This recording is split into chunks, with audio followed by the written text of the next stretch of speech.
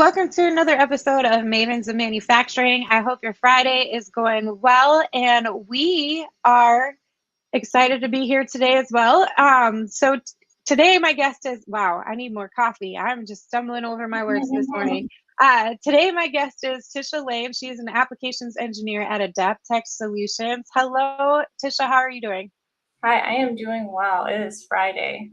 I know. Thank you for joining me today. I'm really excited to have this conversation with you. And to anyone who's joining in or listening in, feel free to drop your questions or comments or just say hello in the comments section. I like to pull people in as we have the conversation. So be sure to put those in the comments. So Tisha, I would like to start our conversation out with a little background information about yourself. So who is Tisha Lane, and how did you end up in this wonderful world of engineering and manufacturing?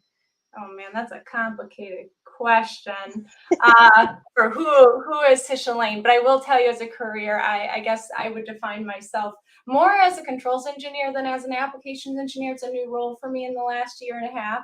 So Okay. anybody who's in manufacturing and knows controls engineers, that's the team I'm on. I guess it's my hometown team, I guess you'd say.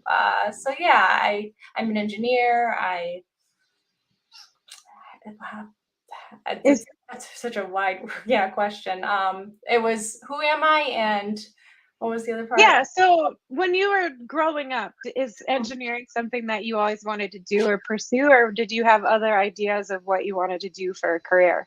So for career wise, when I started thinking about a career, I grew up from a very poor family with a broken home kind of situation, substance abuse, and I just wanted to not go through those, like not live like that, right? And so that was my Right. goal that shot me out, and I'm like, okay, well, I need to get a job, a good one. How am I going to do that? I'm going to get good grades and get a scholarship, right? I had a teacher who really changed my life and made me believe that I could be someone, just anyone really. And so I was really open ended, and I love so many different things. So I had no clue, what to do. Which is pretty normal, I still feel like kids today, when you ask that question, they kind of give you a confused look as well. Like I was one of those kids when I got asked what I wanted to do for the rest of my life. I was like, I don't know. I'm not really good at anything. I was good at writing, but Oh. and now I'm a tech writer, but in high school, is it something that you really want to like think about, or do you want to have fun and hang out with your friends? I wanted to have Yeah. fun and hang with my friends. It's not like you have a good idea unless your parent, you're really close to your parent and their work they do to know what a day in the life is in that job anyways. Yeah, and if your high schools don't do a really good job at like explaining what different careers are, Hmm. then how are you going to know? So when you went to college and you started exploring more of what you wanted to do, what was it about the engineering pathway that really attracted you to it? Like why did you decide to go for that?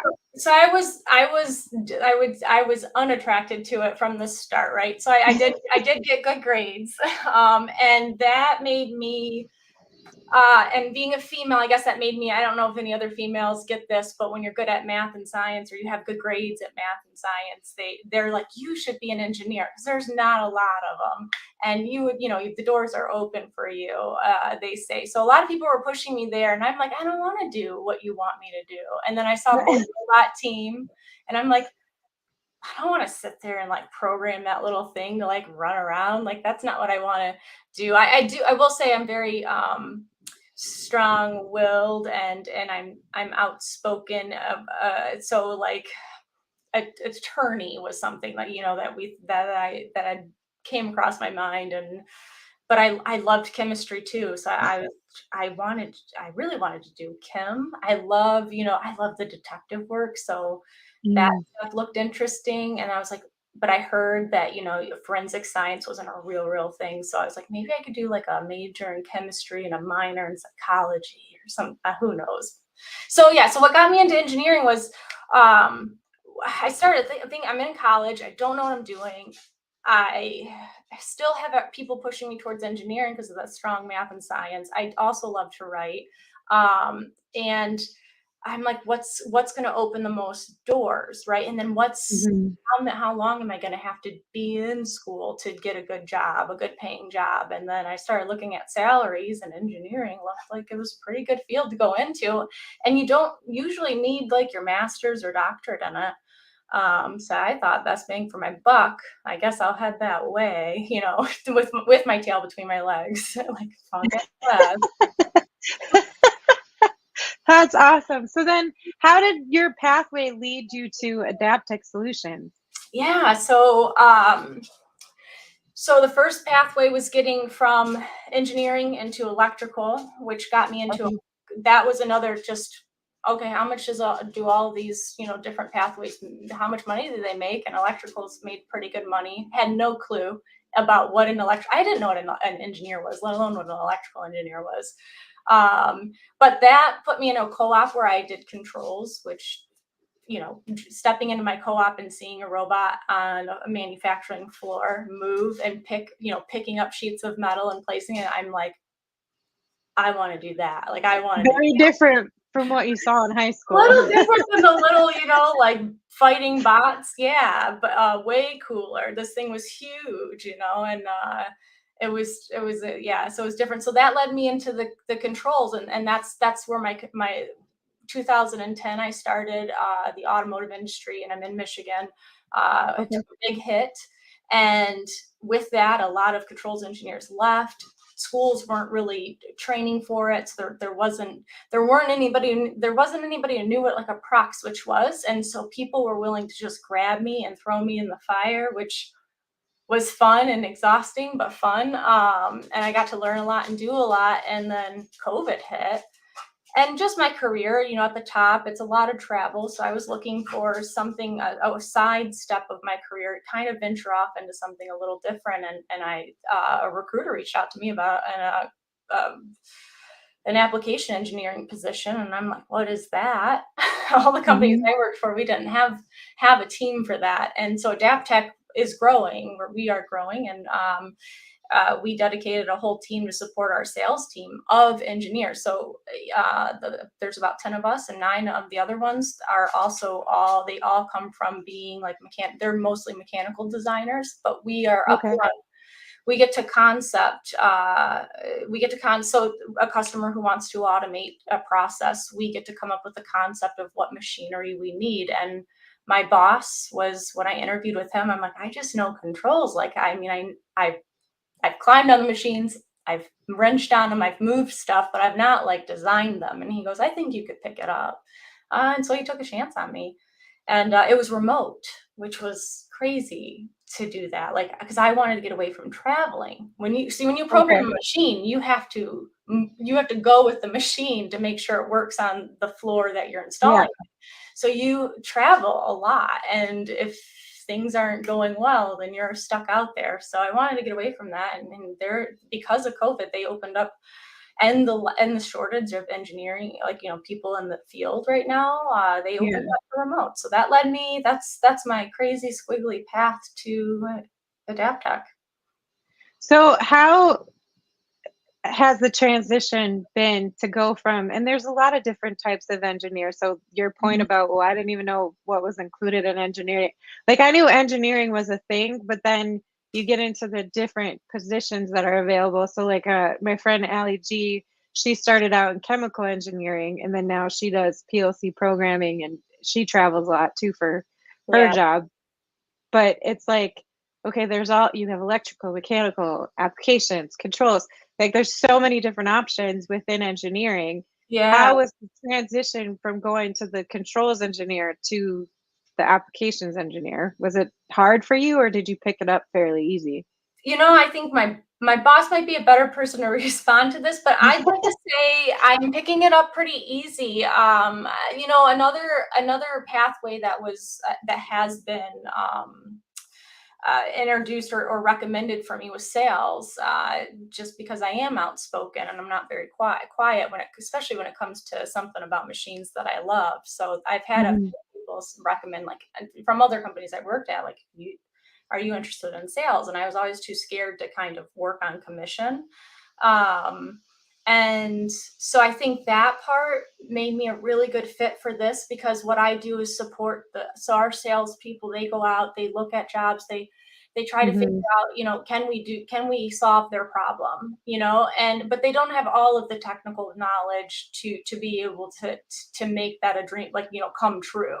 So Mm-hmm. that's where they come to us. So I get to communicate with the customer, and I get to sell the idea that I come up with, and I love that. And mechanically, I've had a lot of support. I mean, honestly, I think the transition is smooth because I belong to a great team. All of my coworkers, my boss, they have been so supportive. We all help each other out. So that's made it amazing, right? Can you provide us a little bit more detail about Adaptec Solutions and some of the things that you're working on? So, like, what industries are you involved with, and what type of automation solutions are you providing? Yeah, absolutely. So um, Adaptec, we're doing a lot because we grew from some smaller companies that made strategic alliances and formed one Adaptec, and Okay. um, we're mostly non-automotive, which I Okay. come from automotive, so it's a little different, but really cool because we get into, so we have a few main divisions within our automation. We have an automation, we have a warehouse like division, and then we have our service division, which is going out and maintaining and fixing conveyors. We have our warehouse, they do automation, but in the warehousing industry, so they get into ASRS systems, they get into Okay.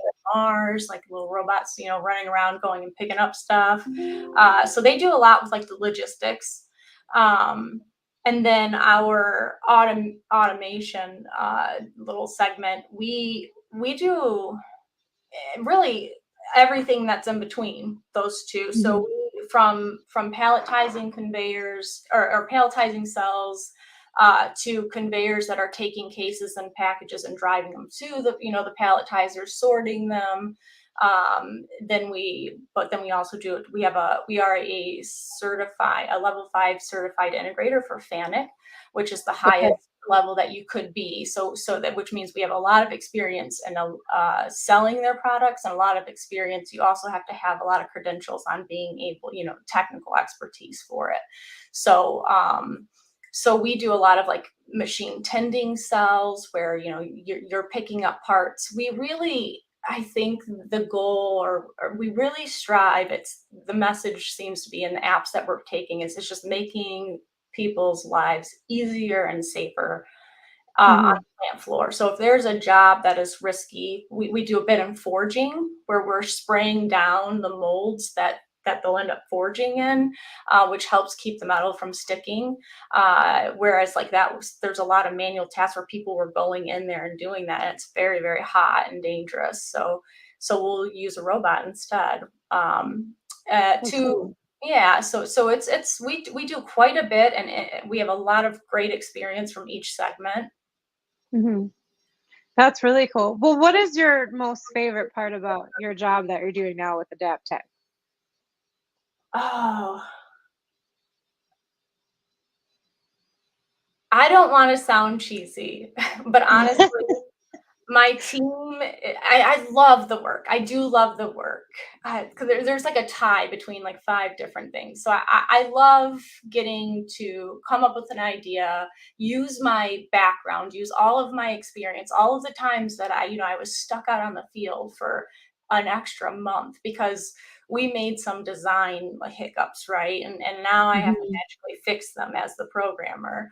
Um, I love taking those lessons learned and then putting that into a concept where a customer can benefit from that, and then getting the opportunity to sell that. Like I really enjoy that part. Um, of course, I'm an engineer, so I love solving puzzles. So that's the other Hmm. part. But my team is really odd. Uh, my boss is really good. I don't want to kiss his butt too much, but I really like him, and my team. Like we're very supportive of each other. So it makes a huge difference the people you work with. Um, so I yeah, agree with that.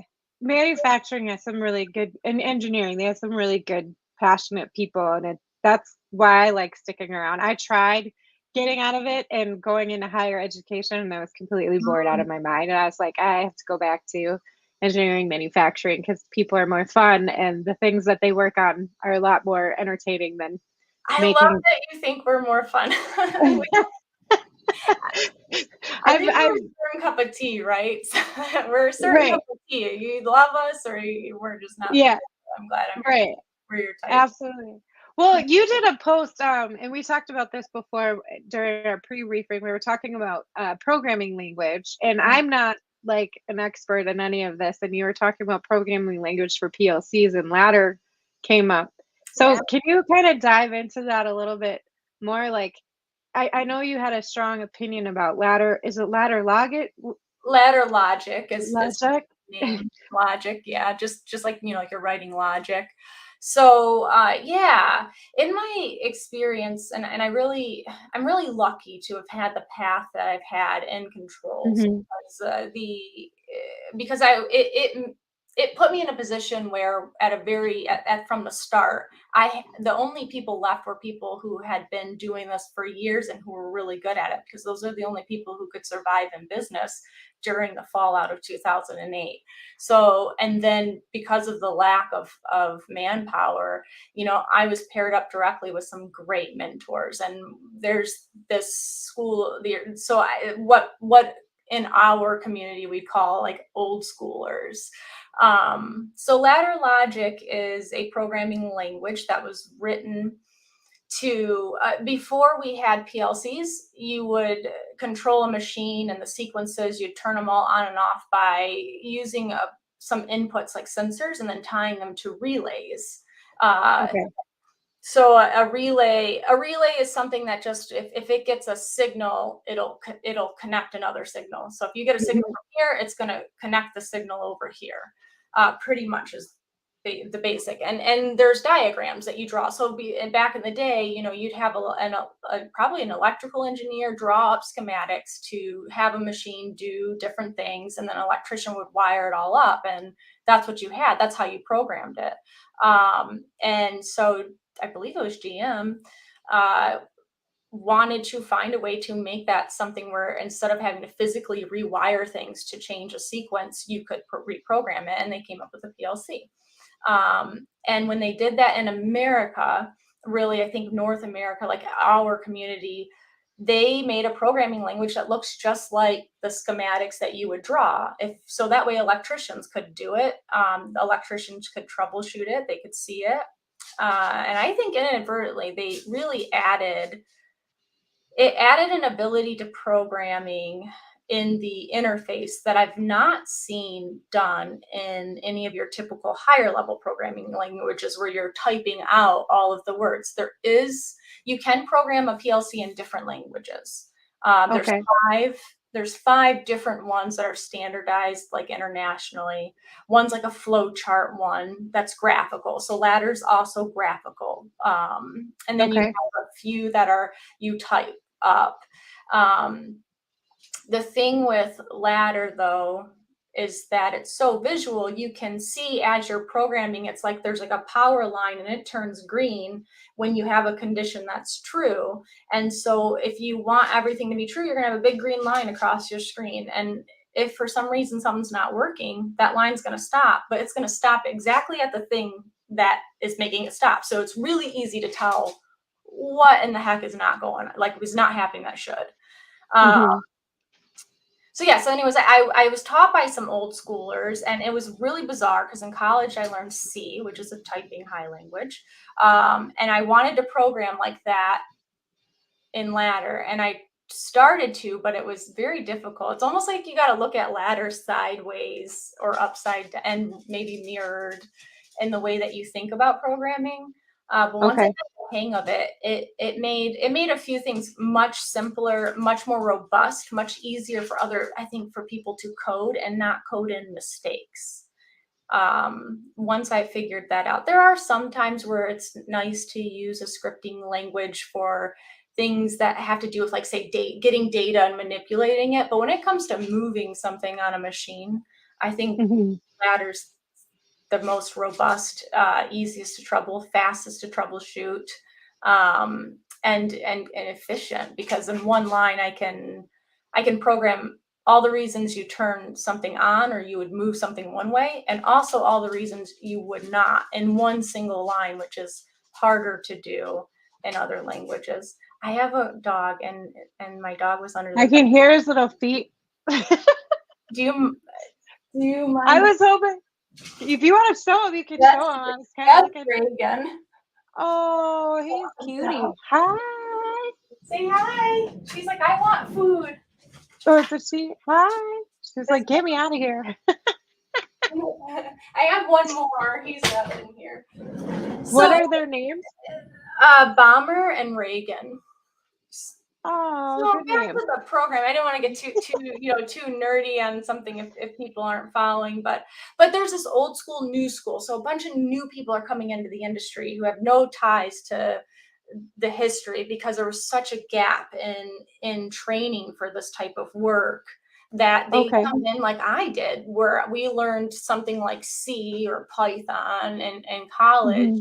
And we're like, why can't we program? There are some things that you can do that are just much faster. You can kind of like do a whole bunch at once that way, but there's no good way to troubleshoot it live.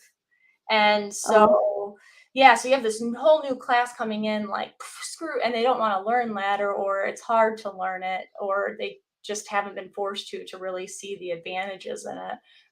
That's kind of fun getting in those conversations. Because I feel yeah. like, yeah, there was a lot of stuff I learned from these old mentors that were really good, and made really robust machinery, because it's like using your car or your computer or a phone or anything electronic. Like, the user interface and then the way it works in the background is so key to how nice your life is, right? For operators, Right. if they have to, wiggle this, turn around, flip upside down just to try to get it to do what they want it to do, that's not going to be fun at work. But if it's just intuitive and it can always reset itself, then that's Yeah. So are there going to be any like challenges then switching from the old school to the new school? Like, is the hope to like, well, not hope, is how am I going to rephrase this? Is ladder going to be pushed out completely for some of these newer programming languages, or do you see that like a hybrid solution? Whew, yeah, great questions. In the industry, it looks like I just went to Automate, and when Hmm. I was there, Bosch has a they're getting into kind of the software. They're kind of modeling their business off of and their products off of software development, and like software as a service. And to do that, they made like a PLC, and they made different modules where you could just program it in Python. And I would say that most engineers out of school, which, by the way, too, back in the day, it was an electrician that became an electrical engineer in control in Hmm. manufacturing, or a manufacturing engineer. It wasn't technically somebody who necessarily came from school. I've had a lot of great mentors that started off as electricians, and now you see more they start off from coming from engineering in school. So I would imagine, with the lack of um, workforce that has experience with ladder, the push is just going to get bigger and bigger for things like Python. I will say too, also the Europeans tend to program, even in like the Siemens PLCs, the older ones. There's a Okay. language that's very similar to assembly language, but it's a typed one. But it is a typed one, and they tend to use more advanced programming um, paradigms, and they're like, they're harder for me to just jump in and troubleshoot when I've had to, right? Because they're using these more advanced techniques that end up making the overall development time much faster, but it does make troubleshooting much harder if you don't know exactly how they intended that program to work and use it. So I do see it maybe phasing out. I hope not. I think I had a particular experience that was really interesting at my last job, where so I took Hmm. a job for like a year with a California startup. That's actually how I got I skipped that in my story, but I took on a field applications engineer, and they were making some products for the industry, and they were a startup. They had raised $40 million. It was in like 3 years. It was super impressive. And I'm like, this is fun. And they had only hired at the time, like software developers, and they're developing the software to work with robots. Well, then we had to like commission it, and they were just, running into all the problems you run into when you haven't done it before, right? But Right. but there was a PLC that kind of talked with their equipment, and I would show them. I'm like, see, look, like I can see which signals are coming in and not right here. And like the software developers that were, are fresh out of college and getting some fancy California salary are like, oh. And this PLC was from like 1995. It was an old Toyota plant. Like everything looks like DOS or Windows 95, like even the cabinets, like the colors. And they're just like, whoa, like that's really cool. So yeah, I do see that being a thing. Okay. Yeah. Yeah, it kind of. Sorry, there Go was ahead. one thing that there is a difficulty thing. So maintenance in manufacturing, you have to make a product. That product has to get out the door, or you don't make money. Right. Every minute that you're not making a product, you are losing money. So being able to fix something that breaks quickly or figure out a glitch quickly is really important when you're on the floor.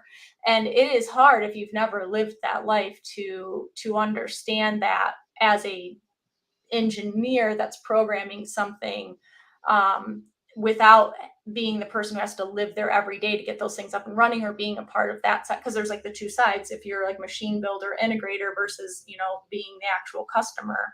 But maintenance, there's a lot of newer technology that's great, like Ethernet's great.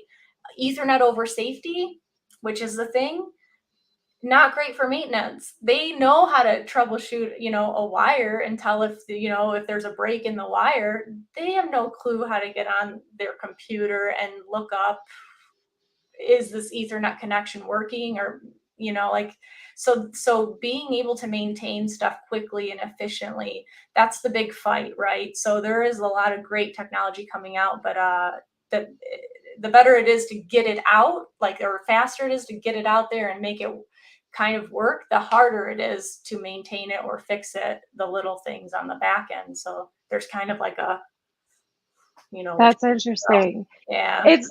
It's interesting too, because from like a training and upskilling perspective, especially with all these like digital evolutions that are happening, you do have some tension between the different generations and how they've learned things. Like you said before, like it was electricians that were coming in to be these electrical engineers, and now you're getting a different type of learning experience with the newer generations, where some of them are either going through college or doing apprenticeships, but there is a gap with what they're being taught versus what is actually going on in the field. There is So like one, yeah. you need to like combine that, and then you have all these different types of languages going around, and So if many. you Yeah. learned one doesn't necessarily mean you learned the other. So True. it will be interesting to see how everything unfolds and what sort of challenges it brings. I know like with cybersecurity, a lot's not being talked about. I know Allie G from Automation Lady, she talks about it a lot, where like, we have these legacy systems and they're not going to be protected and they can easily be hacked into. And then you have these newer components coming in, and, people can easily hack into your machines. And she's like, I'm not hearing a lot of people talking about it. So it'll be interesting to Good see for how it her. all unfolds. Yeah, Yeah, good for her for getting for getting into that conversation. That's a hard one for me. But if you think of like, if anybody knows about Stuxnet, like the thing that happened with the nuclear reactor, but it's because we're connecting everything with Ethernet now, and then we're finding ways to connect the older stuff to Ethernet just to grab data out of it. But like you said, we're not thinking about what kind of security we have wrapped around that. Because now, before, you even that, I think it was, I heard somebody had a USB drive and they put it in a printer, or maybe it could have been a floppy disk, I'm not sure. But that was how they were able to transfer it, and they put it in a printer that was on a network. they had to actually go to the location, but with things being connected to clouds, Yeah, it's much more accessible. there's going to be a lot of interesting conversations coming out of that. So, but we do have Ingrid. She says, "Happy Friday, Meaghan and Tisha." Thank you, Ingrid, for joining us. And then she goes, "Sadly, there is some tension. Yes, if we could come up with a way that these generations can share their knowledge and learn from each other, we would all win." And I'm one of those people because I'm so curious about learning. I like talking with the older generations. They have some hysterical stories, and just the way they do things.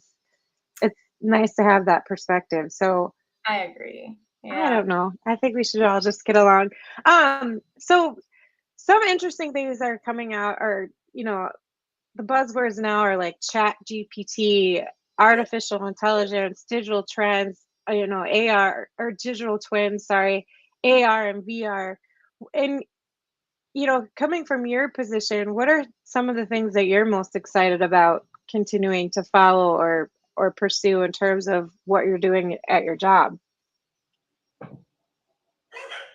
I'm most excited about generative learning, which is the AI combined with these large language models. I've been playing with it, and as an engineer, for anybody else in the audience who or watches this who has more of that engineering personality, I'm not always the best at communicating, and I've been using it to help me write my emails. I will spend 20-30 minutes rewriting something that's like 3 sentences long, and I've literally typed in there, write the following message in a more professional and concise manner, and it's like, oh, that looks nice. Like it looks like I'm a good project manager who's like, just it's just nice. So but there was a product I think we could I personally, if I had like resources and money or more gusto, there are processes in manufacturing that really require humans to monitor and tweak during the process because there's so many variables as to what can make that process better, worse, etc. And your best people on the floor are going to people who've just had the experience playing with it, and when they see it do a certain thing, they're like, oh yeah, you just got to touch this a little bit, or move this value up or down. And Yeah. with generative learning, you could let that watch it, and they are making PLCs that have like machine learning like capability, like another computer chip on it too, to maybe handle some of that stuff. It's all geared towards predictive maintenance, but I really think it's possible. It might be possible. I'm excited to see how possible it is to start optimizing processes. That'll be fun. Like even what laser welding, and you have to add more filler, remove filler, depending on the gap, and you could have Yeah. people watch that. So that's what I'm excited about. It's definitely been an interesting conversation to see on LinkedIn, especially because there are a lot of, even in communities, though, there's a lot of people that are like, oh, if we keep automating everything, then nobody's going to have a job. And it's like, no, like it gives us more opportunity to grow in other areas as well. And Yeah, and I don't know. that's we're trying to well, I can tell you with like Adaptec, a lot of applications I see here are, for instance, I had one where there was a person who had to take just the cardboard tube from tape, and they would just it would come in a mixed box, just everywhere, all these little tubes, like just the cardboard piece, and then they would take them, stack them, and load them up high on this. It was just like a ledge that would feed Mhm. the roller that would roll the tape around it. And so he would have to stop his normal job wasn't to do that all day long because the machine would run for a bit, right? And then he'd go do the thing that's probably more important, and then he'd have to break though and go back just to load these tubes. So for that application, we were looking to automate that with some robot vision, some 3D bin picking, and and so that a robot can sit there and load those while he can sit there and focus and do the job that he probably likes more anyways, because I can't imagine I mean, maybe he does, Yeah. but but I don't like being interrupted when I'm kind of doing something, and that's what they would have to do is like, so we try to minimize that, that time that people have to come and tend to something, especially when it has to do with a menial task like loading, unloading. Yeah. Well, Tisha, before my last question, I have one more question before my last question. But you mentioned this earlier on before about the shortage of engineers, and then COVID came and it kind of made the situation a little bit worse. But there are a lot of opportunities available for people to join engineering and Oh, manufacturing because we absolutely. are so short-handed and we're missing a lot of skilled talent. And then we have, the baby boomers coming up on retirement. I say that lightly because my dad is a baby boomer and I don't think he'll ever retire because he just loves his job so much, and I think he would get bored to death if he didn't stick Yeah. with engineering and manufacturing. But, in terms of like recruiting more skilled talent, where do you think we're missing the mark on? Because you mentioned before too, like there's not a lot of women in engineering. Like we're seeing the numbers increase a little bit, but I think we could still do a better job at promoting and educating and bringing awareness about what engineering actually is. So where do you think we're missing the mark on it? So for the question on the women in engineering, I think that mark was missed by culture, right? Mm. There's not much cultural construction that sways women into positions like that. There's not a lot of visibility. There's not a lot of, there weren't, or I guess now it's getting so much better, but there, even 20 years ago, they're just, you couldn't see it, but you didn't see a woman on TV who had an engineering job. It just was rare, right? Um, Yeah. so I think that's where women, and just like women in the trades, same thing, because you have so many DIYers now, and it's kind of sad that on Instagram, like, because that's my hobby is like carpentry and remodeling and restoration. So I follow tons of them, and it's like all of the guys are carpenters, contractors, but all the women who do the same, very similar things that I love watching, they're DIYers because I think they weren't pushed in, there wasn't an open invitation. Um, That's such an interesting observation and great point. Like, I never noticed that before, that they were labeling themselves that way.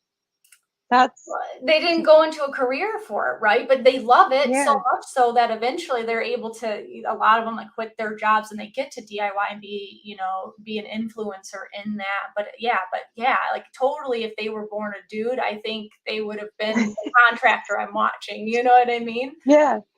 Well, and that's interesting too because Pinterest and a lot of I don't think a lot of manufacturers knew there were some companies that went on Pinterest strategically, which I thought was interesting. And for those who don't know what Pinterest is, I don't even know if it's still popular. Like I haven't been on it for a while because I still I used used, it, but it has, but right? there are a lot of people on there that put their do your DIY. Sorry, I need more Yeah, coffee today because I cannot talk. But they put a lot of their projects on there. yeah. But there are companies that will put, some of their videos of putting demos and stuff together for their products. They put those on there too that I noticed. Mhm. And it's a great channel to just see how things are put together. Yeah. So if you're looking for people who like to work with their hands, I think that would be a great place to go. But that's such an interesting observation that I never thought of before. Where yeah, they're calling it do it yourself DIYers Because that's instead the of only avenue they had. I think that women really had the invitation to go into. Nobody's inviting them yeah, to be a carpenter. So uh, that's so interesting. I think it's Well, yeah, everything, and I think in corporations like manufacturing, that's probably just that's probably more of just the sexism thing. Unfortunately, there because it was so guy dominated, and just I think that was in every industry. You saw that, and you're seeing less and less of that. People are promoting more diversity, which is great. yeah, Specific, specifically for controls, uh, do I kind of jump back to one thing that you asked the question about what I was excited about with those terms, and there was yeah. one there digital twin really excited me years ago because it would reduce travel, right? I could program my machine, see it move, and kind of see, and then like press buttons and see if my machine's going to crash or whatnot. Mhm. Um, so I was really excited. I really wanted to go like get a lazy way out, but it is very difficult to program those programs to do that, and it's expensive and time extensive. So I think it would be a very long time before we see that being a tool that you would use on smaller automation systems. But that was what I was excited about. But then the women in my field, how do we miss the mark? I think that was probably the same thing, right? Because I said people came from a lot of them came from being electricians. Actually, there was one female that I worked with in my co-op who was an electrician. That's how she got into controls. And she was an oddball, right? Because you don't have many of them. So same thing. I'm sure in the plant, a lot of women don't go into maintenance, and that's what have put them there. And then so maybe now we can fix it by, well, and one, more women are going into engineering programs, and then it's just exposure as to a lot of the things in manufacturing are very niche, right? They're just not. Yeah. They're just not like it's not out there like that people are doing these things. Maybe more so with the mechatronics, but kind of Yeah, weird. I'm still trying to figure out, a strategy for.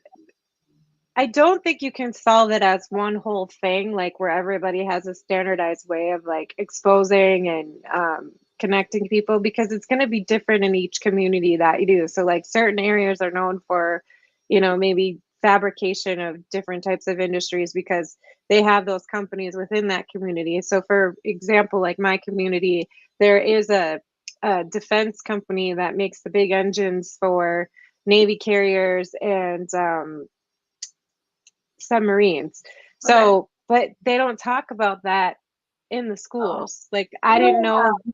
I didn't know that company existed. I only knew that company existed because my dad worked there, but they never brought it to the kids' attention. Now they're starting to do that. Now they're starting to connect the manufacturers with the schools so that, like, for instance, if somebody was in the welding program, this company actually has a high need for welders. So Right. now they connect the kid welders to the actual welding that happens in that manufacturing company. So it really needs to be like it takes a village type moment where everybody's working together to help expose these kids to what's available.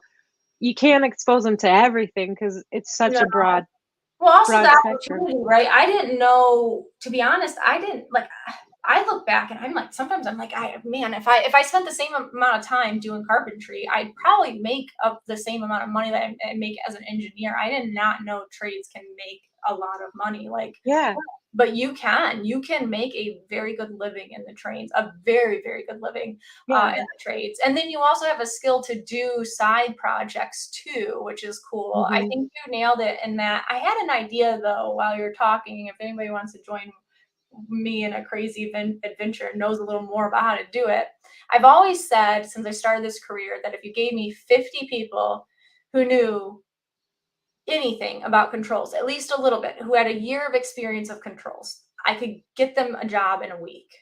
Like that's how crazy the industry is starving.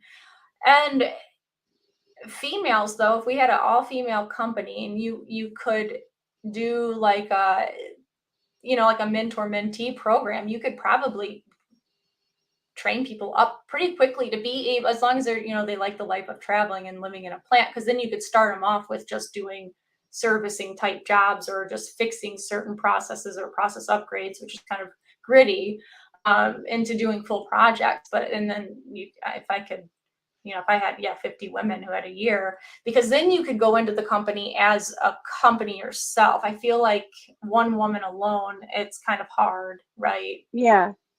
But I'm maybe gonna. Do you know Ali G? Do you know her, Alicia? Uh, she's one of the ladies in the automation ladies. Yeah. I met So one of them. I'm not sure. I can't remember which one I you met. either met her or Nikki Gonzalez, and then they just added Courtney as one of the Courtney Fernandez, who used to be connected to Universal Robots. They just added her as a co-host, and she's awesome too. But Allie, I want to introduce you to Allie because she literally just had this conversation with our text group. So a bunch of us met on LinkedIn and then we became friends. And now we have a text group where we text each other almost every single day. And she's like, I want to create, she like had a similar idea where she wanted to create a company with just all women. And she's like, Meaghan, you could come in and help with like the tech writing and the marketing. And then she's a PLC programmer, so she's always out on the field. And um, yeah, so I'm going to introduce you to because it's very similar to what she had an idea for. And Well, you could make money. Like it's definitely a viable thing. It's just yeah, it controls and it's. I mean, but you could broaden it out with different types of work and it. Yeah. I think, yeah, and she's very excited about she's such a cool lady because anything that she puts her mind to, she just goes for it, and she kind of asks questions later, which I really like about her because she's just like, ah, if it fails, it fails. Like I'm gonna Oh, go yeah, move and on to I'm the next. more reserved. I'm definitely a little more, and when it comes to my career path, I'm very, very conservative. Yeah, but she started this non-for-profit That's cool. kits for PLC kits for kit. I'm messing up the name, Allie. I'm so sorry. I'm gonna try to memorize this within the next week because I keep messing it up. But she creates PLC kits and then she mails them out to kids. That's so And cool. the reason why she does that is because she's like, yeah, you have First Robotics and you have some of these other organizations, and they're really helpful and they teach them all the soft skills and everything like that. She's like, but when it comes to real life applications, they Mhm. don't really get how to program things or put things together or troubleshoot them. And Right. she's like, that's where there's a disconnect that I see. So that's why she developed these kits so she can mail them out. And she just got connected with some public schools, so now she's sending them to Very public nice. schools so that if they have like some sort of STEM program, they can start learning, Oh, how to program these PLCs. awesome. And I think a majority of them are donated from different companies that don't need the components anymore. So Right, she, well, oh, I've worked at plants where they threw out dumpsters of just old components because for some reason they couldn't, I can't remember, like, it was just easier and cheaper for them to just throw them away or something. So I have, like, my own little, like, kind of board with all these yeah, components, different PLCs that I kind of built from those because it was just a scrap pile, but brand new, they're thousands of dollars. yeah. So It's she's crazy. taking them and she's just sending them out. It's That's and so she cool. puts these little robotic stickers in there, and then she has like some Maven stuff, and she owns her own company, so she puts her own branded company stuff in there, and it's just little. And how Cool. awesome is that? Like if I like that would have been so cool as a younger kid to get it in Right. the mailbox and just start, messing around with it. And Yeah, kind of it's a like good, the Arduino stuff got really popular, right? yeah, And, yeah. So yeah, and so it's kind of a similar idea, but you can actually take and make a career out of it once you learn how to make, that little thing move and yeah. figure out why So it's not it's just moving. It's That's just good. exposing them at a younger age, and then they have the ability to ask questions. Because if it's Right. something new to them and they don't understand. So I'm going to introduce the two of you after this because I think you have a lot of synergy. So Oh, cool. it's just a cool, I cool love thing. So, I was jealous. I'm kinda a little jealous when I saw that they had that podcast, and I was like, "Man," I thought I was like, I'm like one of the only ladies, like, t my tag for, like, every website thing is controls girl, which now I'm kind of embarrassed about, but I thought it was so cool. Um, but yeah, I was kinda jealous. I was like, "Man, I wanna be an automation lady." you can. You totally can join the group. It's not my we call each other sister podcast, but I totally have automation lady branded gear and I sport that stuff as much as I can because for us to be successful, we have to support one another. Yes. So we're huge advocates of supporting other women, empowering other women, and all that good stuff. So I'm going to introduce you guys because you would be a great guest on their podcast and own that tag, own the controls lady When tag, I like feel like controls lady, controls woman, like older controls girl, controls girl. 'cause I'm growing up a little bit. That you can still say girl, like who cares? Own it, and Oh, okay, I'll own flash it. it around. Flash it around and be proud of it. Because I mean, that's what we need. We need representation so that the next generations can see that and be like, "What the heck is that? That's cool. I want to be a part of it." I Right. mean, we walked around automating dino suits because we wanted to bring attention to the That's women cool. in engineering manufacturing. And what fun way to do that. And if to Allie and Nikki's point, if manufacturers don't start automating their processes, then they're going to become dinos. But then if they don't start getting That's more people involved, you're going to become a dinosaur. So we just yeah, took it and ran with it, and it was the most fun I've ever had at a trade show. that is so So, cool. Tisha, this has been great. I appreciate you taking time out of your day and having a conversation with me. Before I let you go, if you had one ask for our audience, what would that ask be for them? Oh, I mean, uh, if there's something you wanted to do that you felt like you didn't have permission to do, do it. Just it. Just try, just why not? I love that. And then if anybody wants to learn more about you or Adaptec Solutions, where should they go and how can they connect with you? You can connect with me on LinkedIn. That's probably where that's probably the best place on LinkedIn. Just look up Tisha Lane. There's not a lot of us, I don't think. And then Adaptec Solutions, we have adaptecsolutions.com, and you can check out some of our stuff online, or you could email me at tisha.lane@adaptecsolutions.com Awesome. if you have any inquiries. Awesome. Well, thank you again for joining us. And anyone who tuned in today, thank you for commenting and Yeah, joining us I as appreciate well. the comments. And then August is around the corner, so that means if you're in Grand Rapids, Michigan, you should know about Advanced Manufacturing Expo. I'm going to play a brief video to say goodbye to everyone. It includes Spot, the robot from Boston Dynamics, so make sure you stick around for that video. And I hope you all have a great weekend. I'm going to go get more coffee because I keep tripping over my words, so that means I need more caffeine. Have a great weekend, everyone. Talk to you Bye. soon. Bye.